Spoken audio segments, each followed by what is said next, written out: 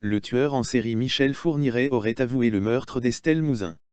L'ogre des Ardennes avait été mis en examen fin novembre 2019 pour l'enlèvement et la séquestration suivie de mort de la fillette de 9 ans. Se dirige-t-on vers l'épilogue de l'affaire Mouzin? Selon les informations du Point, le tueur en série Michel Fourniret aurait avoué avoir tué d'Estelle Mouzin au cours d'une audition avec la juge Sabine Kéris au tribunal judiciaire de Paris. La fillette de 9 ans avait disparu le 9 janvier 2003 à Guermantes. Son corps n'a jamais été retrouvé. Pour l'heure, on ignore si le meurtrier a donné des indications quant au lieu et aux conditions dans lesquelles il aurait fait disparaître le corps. Surnommé l'ogre des Ardennes, Michel Fourniret avait été mis en examen fin novembre 2019 pour enlèvement et séquestration suivie de mort, suite aux révélations de son ex-compagne Monique Olivier, qui avait démonté son alibi. Depuis 2017, son nom revenait régulièrement autour de la disparition de l'enfant, mais il a toujours mis en avant une mémoire défaillante.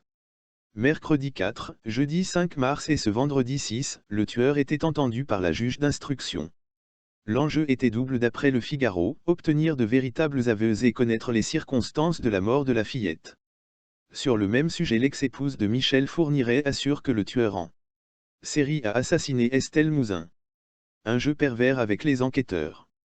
Pendant plusieurs années, Michel Fourniret s'était réfugié derrière un alibi pour se dédouaner. Il affirmait qu'au moment de la disparition d'Estelle, il était à son domicile en Belgique, à plusieurs centaines de kilomètres de la Seine-et-Marne, où la fillette a disparu. Pour le prouver, il avait affirmé avoir passé un coup de téléphone depuis chez lui à son fils.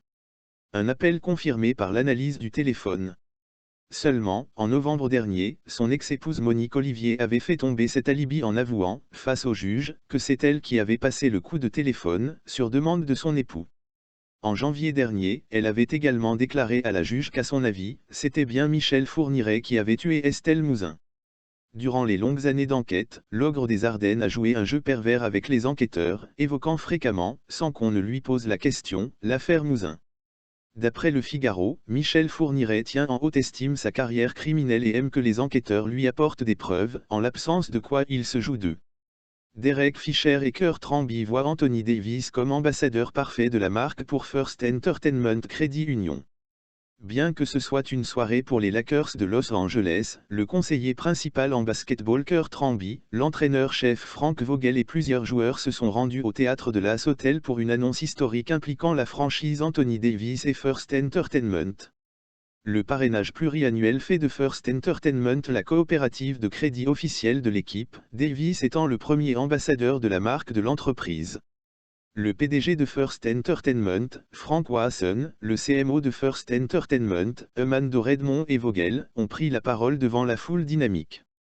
Davis a également participé à une session de questions-réponses avec Redmond, au cours de laquelle il a souligné l'importance de la littératie financière et les défis qu'il a rencontrés. Davis a révélé que son point faible était les voitures, et plus particulièrement la camionnette Hummer. Davis a également souligné la nécessité de développer la force nécessaire pour détourner les amis et la famille lorsqu'ils demandent de l'argent ou des articles matérialistes. La demi-étoile des étoiles à 7 reprises a dit en plaisantant que c'était devenu plus facile pour lui après avoir dit non à sa mère pour la première fois. Davis choisit soigneusement les marques avec lesquelles il s'aligne et s'associe uniquement avec celles qui correspondent à ses idéaux.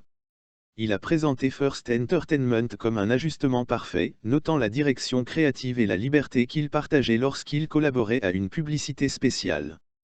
La vidéo de contenu intitulée « Tous les rêves s'appliquent ici » a signalé le point de départ de First Entertainment pour devenir le premier allié financier de la communauté de Los Angeles et des créateurs de divertissement de tous les genres. Avec Tranby, les anciens Lakers Derek Fisher, Rick Fox, Robert Horry et James Worthy étaient parmi les VIP présents. Je pense que ce partenariat a ce qui semble être beaucoup de potentiel et d'énergie pour vraiment avoir un impact, ce qui est le plus important, a déclaré Fisher à LakersNation.com. Je pense que les Lakers vont dans le sens de plus que de se montrer, de se serrer la main et de dire que nous sommes partenaires. Le court-métrage était vraiment cool. Je pense que AD, ce qu'il représente, correspond à First Entertainment. Ils ne sont pas synonymes des grandes institutions financières, mais cela est également conforme à AD. Il sait très bien qui il est et ce qu'il fait, mais son nom n'est pas toujours mentionné avec les plus grands, donc je pense que c'est un bon match. Rambi a ajouté, c'est un être humain formidable, c'est un jeune homme exceptionnel, il est articulé, il est bien connu, il est reconnu. Et comme LeBron, il veut sortir et faire des choses. Il veut améliorer le monde, il veut améliorer notre société. Pour qu'il puisse être mis dans cette situation, je pense que ce sera gagnant-gagnant pour lui et pour toute entreprise avec laquelle il s'engage. Le parrainage entre les Lakers et First Entertainment comprend une vaste image de marque dans l'arène et des promotions lors des matchs à domicile et des événements liés à l'équipe à la live, des activations uniques et des moments de fans dans et autour du Staples Center pendant les matchs et la publicité à l'extérieur dans la communauté. Les Enfoirés, de nombreux absents pour l'édition 2020.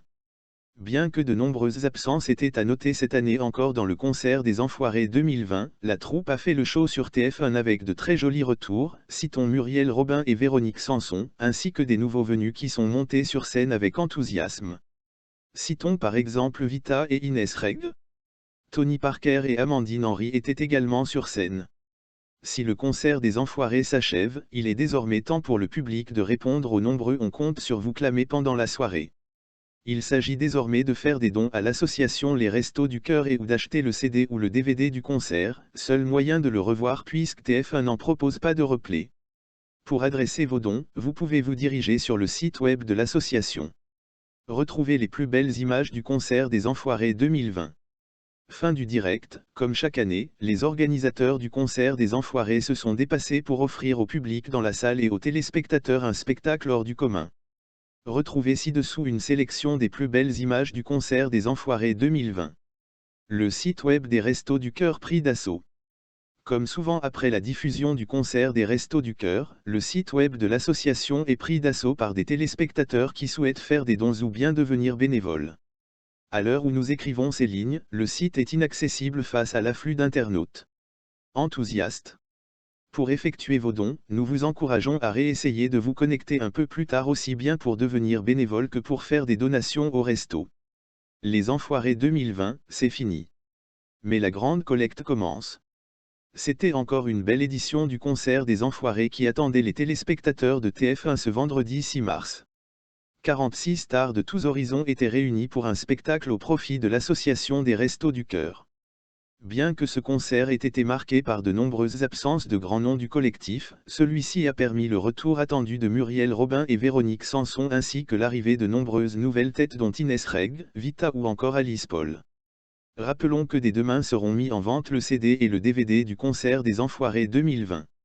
Chaque achat représente 17 repas distribués les Restos du Cœur. Vous pouvez également adresser vos dons au Restos du Cœur sur le site web officiel de l'association. Notez également que, tout au long du week-end, les bénévoles des restos collectent des denrées qui leur permettront de servir de nombreux repas. La nouvelle chanson de l'année, À côté de toi. Cette année, la chanson originale des Enfoirés est signée par le groupe Boulevard Désert. L'année dernière, c'était Vianney qui avait écrit et composé On Trace. Avec À côté de toi, Boulevard Désert propose une chanson chaleureuse qui rappelle à quel point les Enfoirés et les Restos du Cœur sont une cause importante pour ceux qui l'aident au quotidien. Retrouvez le clip de la chanson ci-dessous. Voici comment Google aide les utilisateurs à célébrer. Le mois de l'histoire des femmes est célébré tout au long du mois de mars. Pour marquer l'occasion, ainsi que celle de la Journée internationale de la femme, qui aura lieu ce week-end le 8 mars, Google utilise un certain nombre de ses offres comme Google Assistant ainsi que Google Art et Culture pour aider les gens à célébrer. L'effort consiste également à aider les utilisateurs à en savoir plus sur les femmes incroyables, passées et présentes. Visitez la page d'accueil de Pour plus d'histoire. Est-ce que l'un de ces noms vous rappelle quelque chose? Dolores Huerta, qui était une militante américaine des droits du travail, ou peut-être biologiste marine, écologiste et auteur Rachel Carson. Non. Qu'en est-il de Savitri B. Phule, dont on se souvient d'être la mère du féminisme indien, ou du Dr Kakonya Nteya, une militante qui travaille pour autonomiser et éduquer les filles au Kenya?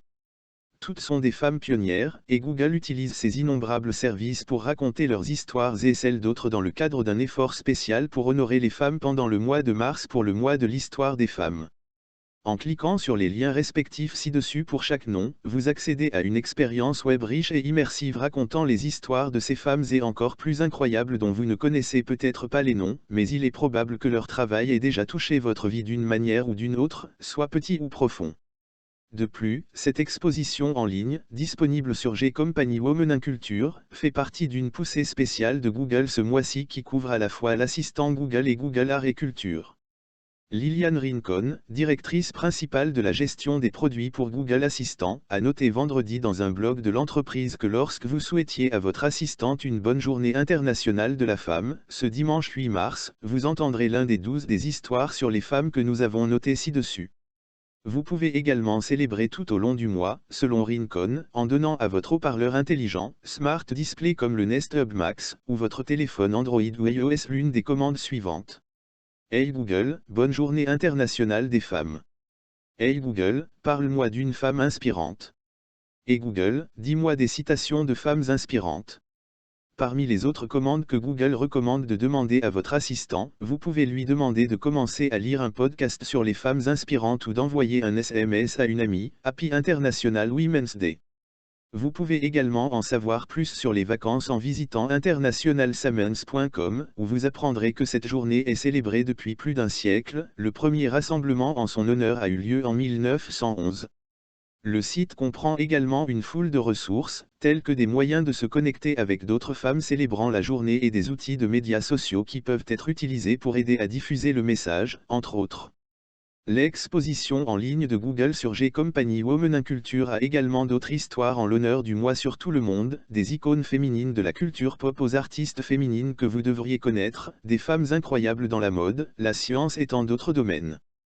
Andy est un journaliste à Memphis qui contribue également à des points de vente comme Fast Company et The Guardian. Quand il n'écrit pas sur la technologie, il peut être trouvé recroquevillé de manière protectrice sur sa collection de vins en plein essor, ainsi que nourrir son wovianisme et frénésie sur une variété d'émissions de télévision que vous n'aimez probablement pas.